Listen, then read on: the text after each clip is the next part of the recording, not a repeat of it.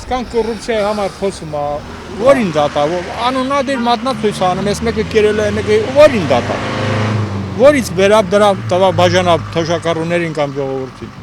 Հայաստանում կոռուպցիա կա, թե չկա։ Որիսն որն է։ Կոռուպցիա, կաշառակերություն։ Որ չեն դատում, չեն գնդակարում, չեն բանամ, դառնում է կաշառա տալիս, երևի, չեմ կարող 100%-ով ասել, բայց ես էլ եմ այդ խոսքը կրկնում, բայց ինձ եթե 10 տարի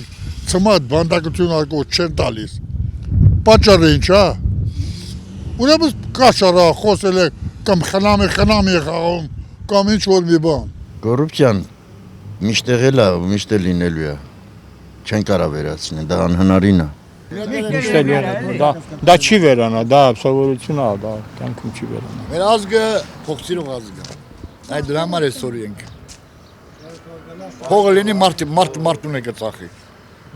Հենց փողով էլ ծախում են, էլի։ Լավ փողը կնիկն է կտաբաջանի։